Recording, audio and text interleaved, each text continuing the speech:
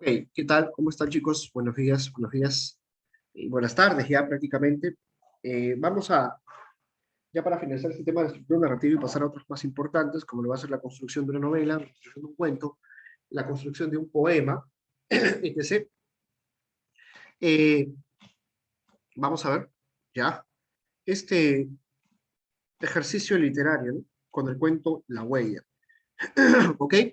Es un cuento interesante, es un cuento fantástico. ¿Por qué fantástico, profesor? Porque existen elementos que no son reales, ya, y que pues eh, van a tratar de revelarnos con este ejercicio cómo es que actúa la omisión, la atención, cómo es que estos elementos que hemos visto en las clases pasadas, aparecen también en la literatura, ¿no? Y que no son únicos del cine o de cualquier otra cosa, ¿ya? Recuerden que la atención es un elemento que va cambiando. La atención para la comicidad es muy distinto. La atención para preparar un chiste es muy distinta a la atención del terror, es muy distinta a la atención del drama, es muy distinta a la atención de la literatura, es muy distinta de la atención musical, ¿no?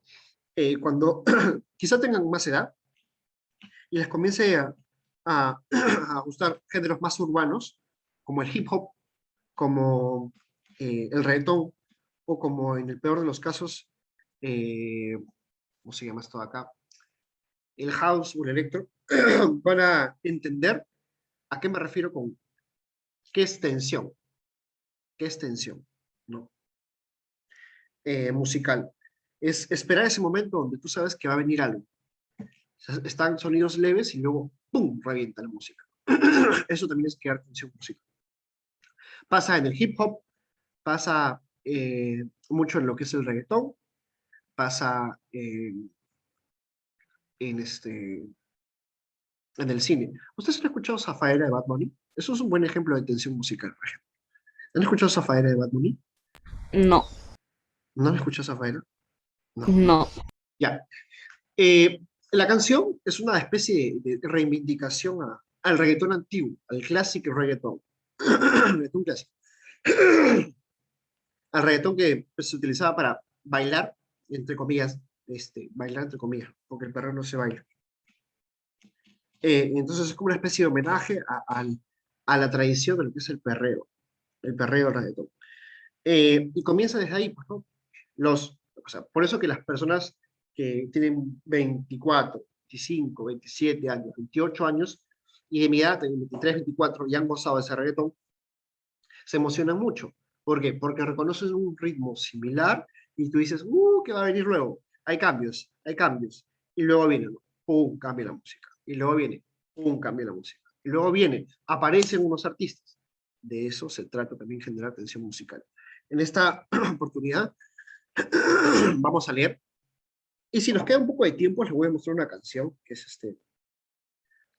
es eh, una canción que yo valoro mucho y que pues eh, habla sobre un montón de cosas importantes de un género en el que pues poco se ha dicho, ¿ya? La huella. Una mancha negra sobre el suelo lo hizo detenerse súbitamente, con la fuerza de un impacto que hubiera recibido a mansalva. En vano intentó seguir su camino. Delante de sus zapatos, la mancha se recortaba amorfa, espesa e incitante bajo la luz del mediodía. Lentamente se fue agachando y la pudo observar con detenimiento. Sus bordes, en apariencia lisos, mostraban cerca de sus contornos estriados con pseudópodos ávidos que se proyectaban en todas direcciones. Era una mancha de sangre, estaba seca, sin embargo, algo había en ella de viviente que lo succionaba y lo retenía con una fuerza inexplicable. Se incorporó para mirar más adelante y pudo observar otras manchas similares que se iban disgregando al azar, como un archipiélago visto desde el aire. Unos pasos más allá, todo vestigio de sangre desapareció, y sin poder explicarlo, fue reconfortado por un sentimiento de salvación. Aquellas manchas tenían algo en común por él, a punto de que juraría que habían brotado de su propio cuerpo. Pero un trecho más adelante aparecieron otras salpicaduras, luego otras, en una profusión irregular y bestial, adoptando formas y dimensiones alucinantes, como si la hemorragia se hubiera tornado de pronto incontenible. Y esa sensación de ansiedad volvió a sobrecogerlo, al extremo que sintió una especie de vértigo que con gran esfuerzo pudo dominar. Más adelante, sin embargo, la explosión de sangre se normalizó y con regularidad geométrica fueron apareciendo gotas idénticas, igualmente espaciadas, diametralmente exactas. Fueron apareciendo, perdón, como si hubieran sido impresas con un sello sobre el pavimento. La curiosidad entonces fue haciendo soportable su temor, y comenzó a seguirla con una avidez en la que había algo de suicida y del iluminado. Durante muchas cuadras estuvo preso del reguero y en la distribución de aquellas gotas iba descubriendo un drama humano que, sin ninguna razón entendible, le parecía vinculado a su existencia. Las gotas a veces se amontonaban para arrancarse luego en una dirección insospechada y volverse a detener para cambiar de rumbo. La persecución fue haciéndose interesante y dolorosa, como el espectáculo de una agonía, pero también cada vez más ardua. Las gotas se distanciaban y se empequeñecían hasta que de pronto desaparecieron sin solución de continuidad. En vano buscó en las cercanías una puerta, una casa donde pudieron verse introducido. Entonces sintió una desesperación horrible, como si la pérdida de ese rastro significara para él la pérdida de su vida. Y se lanzó por la acera con la mirada raspando la vereda. Fue entonces que descubrió un objeto arrugado y rojo, era un pañuelo. Estuvo tentado de recogerlo, pero se contentó con leer el monograma y las pequeñas letras entrelazadas le parecieron las de un hombre cercano al suyo. Luego, a corto trecho del pañuelo, surgieron nuevamente las manchas, pero con una copiosidad insospechada. El rastro, en lugar de ser rectilíneo, fue haciéndose tortuoso, como si el hombre del cual manó aquella sangre hubiera estado tambaleándose y entrado en trance de caer. Los árboles de la calzada, las paredes de las casas, estaban igualmente salpicados. Las manchas, además, eran más frescas y eran la vista como lancetos. La persecución entonces se hizo frenética. Ya no caminaba, sino corría, a pesar de lo cual notó que se estaba introduciendo en su barrio. Pronto estuvo en las inmediaciones de su casa, más tarde en la misma esquina, y la sangre aumentaba sin piedad, arrastrándolo con persuasión de una sirena. Por último, se detuvo en la puerta de su hogar. Estaba abierta y las escaleras le invitaban a subir. Al mirar los peldaños, descubrió la mancha, las manchas trepando por ellas, como un reptil implacable. Comenzó a subir. ¿A qué habitación se dirigían? Recorrieron el pasillo. Pasaron del arte y el cuadro de sus partes. Vacilaron un instante frente al baño y siguieron hacia su dormitorio, cada vez más vivientes, como si acabaran de ser derramadas. Un vaho caliente brotaba de ellas, y tras enormes floraciones se detuvieron frente a la puerta de su cuarto, que estaba entreabierto. Quiso poner la mano en la rodilla, en la perilla, pero la notó ensangrentada, al mismo tiempo que sintió algo que caía pesadamente sobre su cama, haciendo crujir el somier. Entonces se quedó inmóvil. Recordó que el monograma del pañuelo correspondía a sus iniciales, y no le quedó la menor duda de que en el interior de su habitación acababa de producirse el espectáculo de su propia muerte. Ok, ¿cuento chico? ¿Sí? Cuento chico. Y yo les pregunto, según lo que ustedes han estado leyendo, ¿se nos anticipa en algún momento que esta persona, no sabemos si es persona o algo, este ente, eh, está dirigiéndose hacia su propio cuerpo? ¿Desde el inicio se nos anticipa o no? No, No, no. Ustedes sabían que pues estaba dirigiéndose a su propio cuerpo. ¿Lo intuyeron? no, No. ¿Con sinceridad? yo no muy bien lo entendí. Ok. Farah, Elani, Dustin, Julio, Charis, Andrés, Renzo, Abigail, intuyeron que se trataba de una especie de relato circular, empieza donde acabo.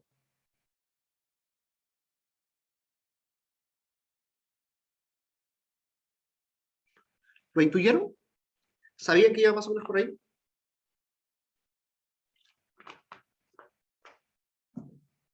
Elani me dice que sí. ¿Por qué, Elani? ¿Qué te hizo sentir de que iba por ese lado?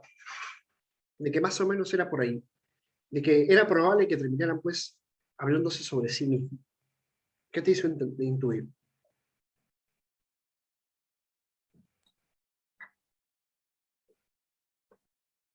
Estaba hablando de un hombre que había encontrado una mancha en el piso y Claro. pues seguía y encontraba como un rastro o algo así. Pues sentías que algo iba a pasar claramente. Eso. Muy bien. Eh, Eso también lo sintieron los demás, de que algo tenía que suceder, de que había algo que revelarse. ¿No? Farah, ¿tú lo sentiste eso ahí? Sí, me dice. Charis, ¿sí? ¿También? Ok, claro, ¿no? Pasa lo siguiente, ¿no? Es que eh, en el cuento, en el cuento, si no prestamos la debida atención, si no le damos una lectura profunda, es probable que no hayamos notado los pequeños indicios que se te da de que algo va a suceder y que ese algo que va a suceder está conectado con la persona que está caminando. ¿Cómo es eso, profesor? Por ejemplo, acá, mira. Estaba seca, sin embargo, algo había en ella de viviente que lo succionaba y lo retenía con una fuerza inexplicable. Ok, esa sangre, esa mancha seca, lo retenía y pues le decía, acá está pasando algo. Aquellas manchas tenían algo en común por él. La sangre, esa sangre, tenía algo en común por él. Ya prácticamente te están diciendo acá que esa sangre es de él, ¿no? A punto de que juraría que habrían brotado de su propio cuerpo. Ahí está, mira. A punto de que juraría que habrían brotado de su propio cuerpo, ¿no? Acá, esa sensación de ansiedad volvió a sobrecogerlo, al extremo que sintió una especie de vértigo que con gran esfuerzo pudo dominar. Por acá hay otra parte, si no mal recuerdo. Mm.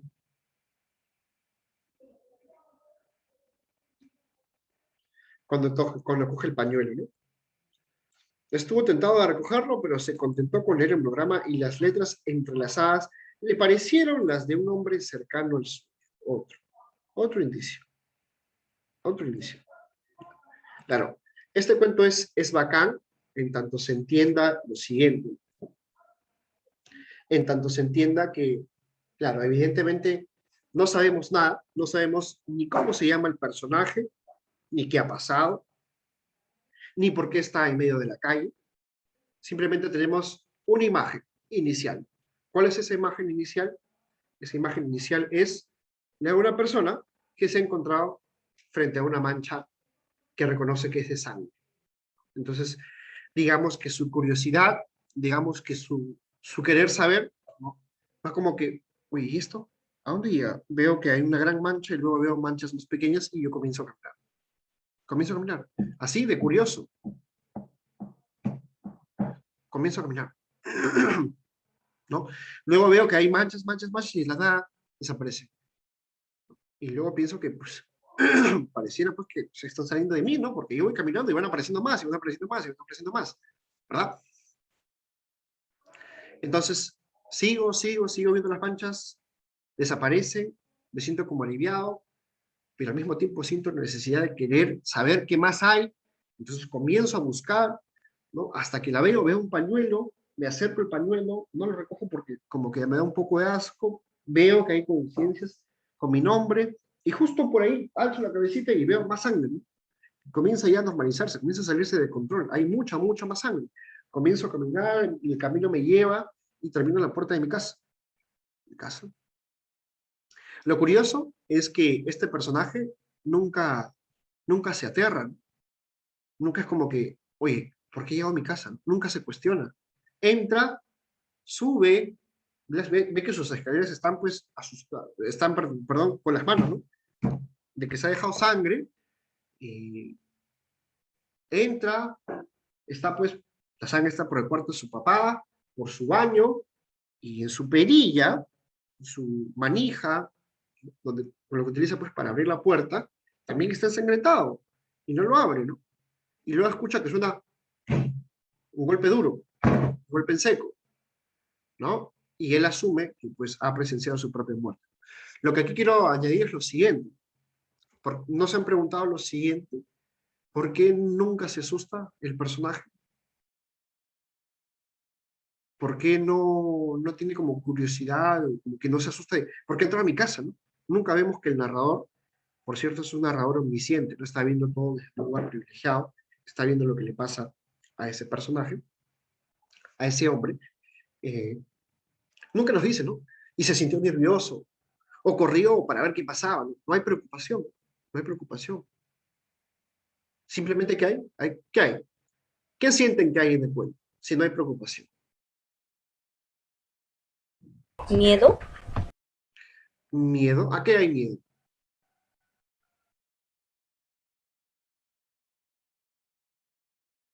¿A la muerte? ¿Por qué?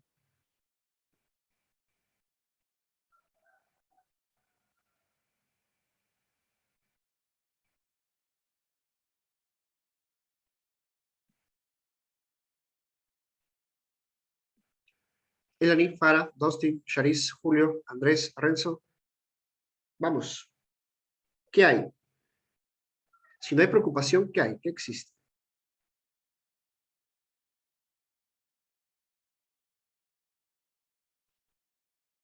Existirá el miedo. ¿Por qué? A ver, voy, claro.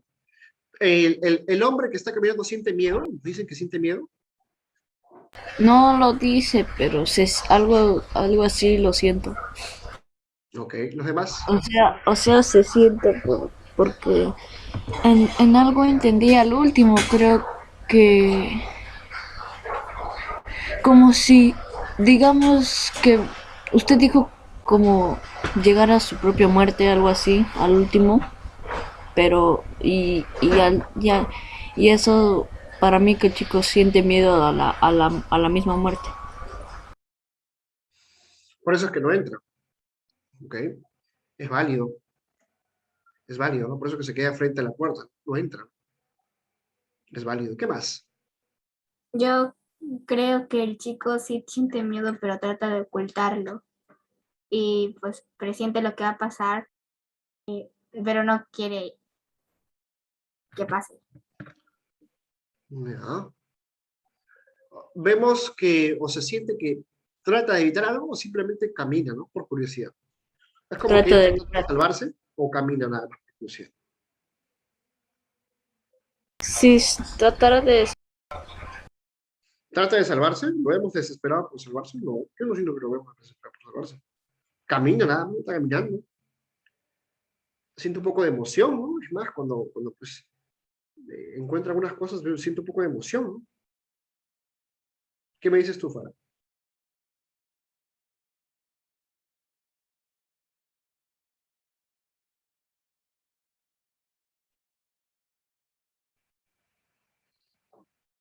Dustin,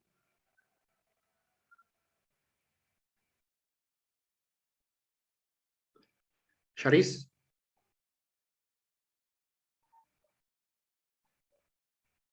estamos acá, Charis, no estamos en lo que sea que estés haciendo en tu cuaderno.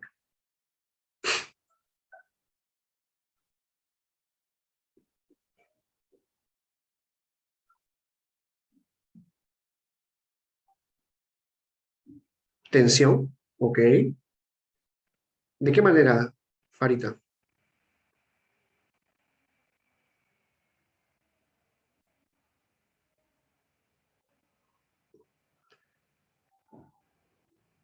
Existe una tensión, sí, entre lo que tiene que ser revelado y entre lo que no se nos ha dicho. No se nos ha dicho un montón de cosas, por eso avanzamos en el relato como, ¿qué cosa? Como el hombre avanza al tratar de ver, ¿no? Claro, es una tensión, ¿no? Nosotros avanzamos en el relato tratando de buscar algo, buscar un fin, buscar saber qué pasa con la historia, como pues este hombre avanza también en el cuento, ¿no? Claro, es eso, es tal cual. Ese cuento es como una especie de, de explicación de lo que es el cuento en sí. Ese cuento es una explicación de lo que es el cuento. Seguimos, entendemos cosas, nos plantean cosas, pero nosotros tenemos que seguir, caminar, y por más absurdo que sea, tenemos que llegar a una conclusión, tenemos que llegar al final. Es lo que sucede con cualquier cuento, con cualquier novela, con cualquier historia. Te puede gustar o no te puede gustar el final, te puede agradar o no te puede agradar el final, te puede agradar ciertos personajes te pueden no agradar, ciertos personajes te pueden agarrar escenas, como las puedes detestar, pero al final pues es un viaje, ¿no? Y quieras o no, lo haces, que es de inicio a fin, ¿no? Y que asumes que todo lo que estás viendo es válido. Lo mismo, no lo cuestionas tampoco, no cuestionas el hecho de que esté sucediendo. ¿No? No cuestionas que los personajes hagan lo que hagan, porque tú sabes que pues lo que estás leyendo es ficción, ¿no? Simplemente quieres saber. Nosotros somos como, cuando leemos una novela, nosotros somos una especie de tercero chismoso. Somos como los reporteros de Magali, por así decirlo. Estamos ahí viendo cosas. No. No se nos permite juzgar hasta acabar la historia. Ahí, si quieres, puedes juzgar. Puedes convertirte en el espectador o puedes convertirte en el observador. Tú decides, ¿no? Pero de eso se trata de leer un cuento. Se trata principalmente de entender qué es lo que crea, qué es lo que genera el cuento. Y por eso es necesario entender qué elementos generan tensión, qué elementos generan omisión. La tensión es una cosa bien importante para entender el cuento. ¿Qué es lo que hace el cuento sea interesante? La tensión, la omisión. ¿Cuánto es 1 más 1? 2, ¿no? 1 más 1 es igual a 2. Pero si yo te pongo 1 más 1 igual, y en las respuestas te pongo 3, 4, 5, 6, ¿tú qué me dices? ¿Qué respuesta marcas?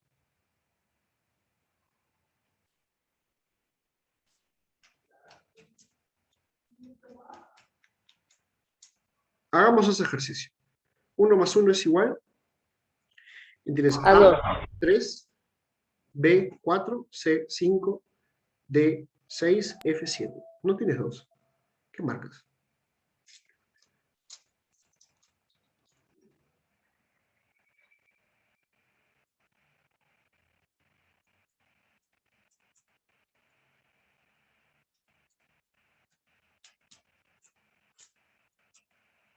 A la A. Marcas 3. ¿Por qué es 3?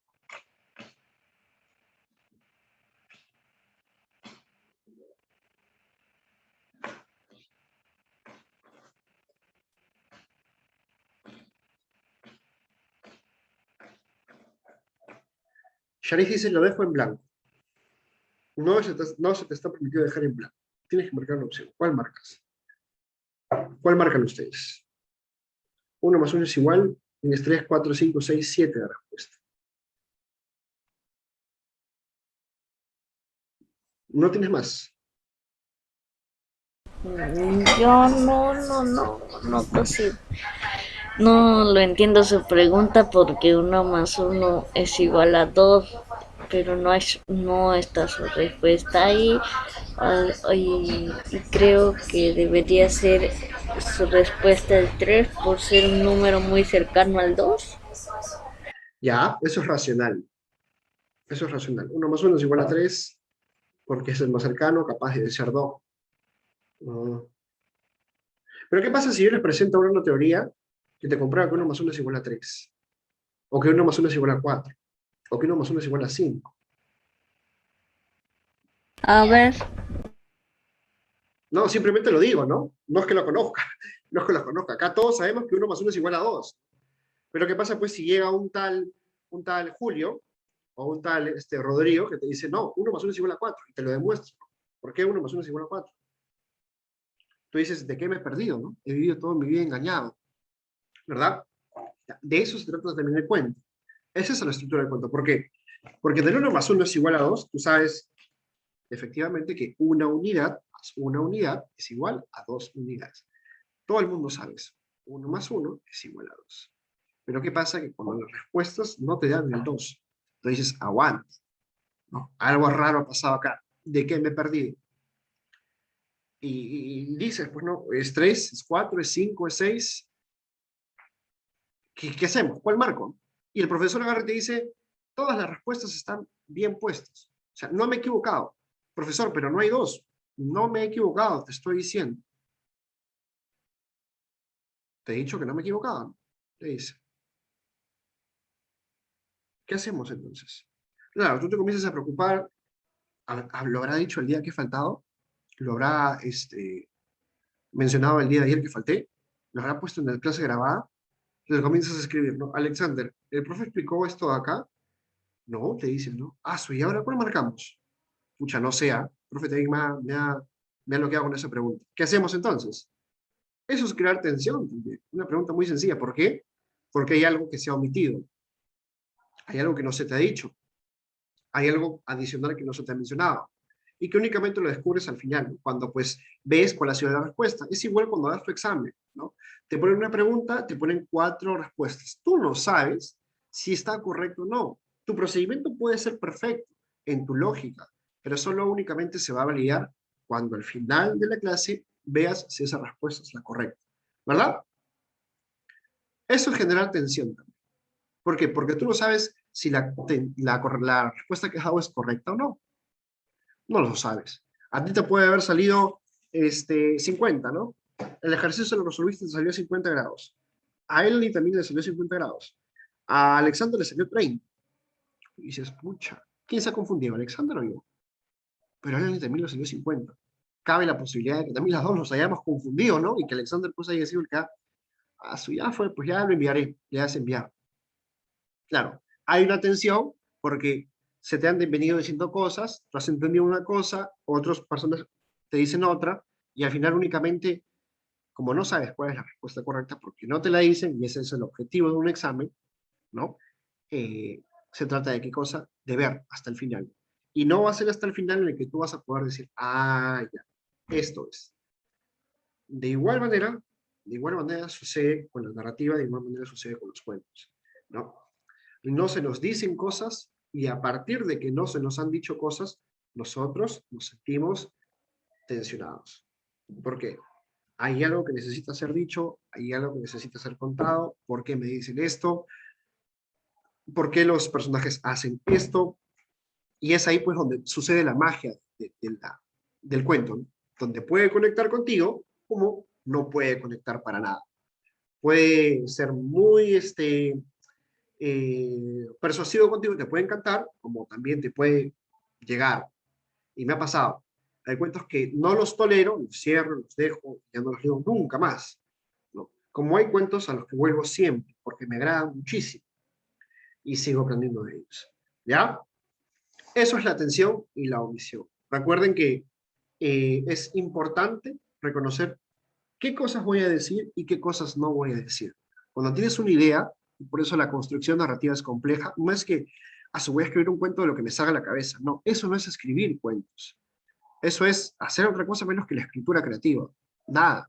Escribir toma su tiempo, toma muy buen tiempo. De verdad que toma muy buen tiempo.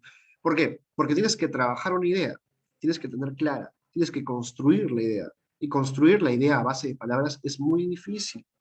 Es muy difícil. Entonces tú tienes que ponerte a pensar, ¿no? ¿Qué voy a decir? ¿Qué no voy a decir? Ya, ¿qué es lo que quiero contar? Esto acá. Entonces, para hacerlo más sólido y para que la gente comience a leer, ya no lo pongo. Ya no lo pongo. No lo leo. No pongo esta parte de acá. Voy a seguir diciendo esto de acá. Acá le voy quitando. Acá voy generando tensión. Etc, etc, etc. Así funciona la estructura narrativa. Así funciona la creación. Y eso es lo que yo los voy a ir orientando en tanto ustedes vayan avanzando con sus proyectos finales. Nos queda menos de 5 minutos. Voy a hacer una pausa por acá para volver a conectar.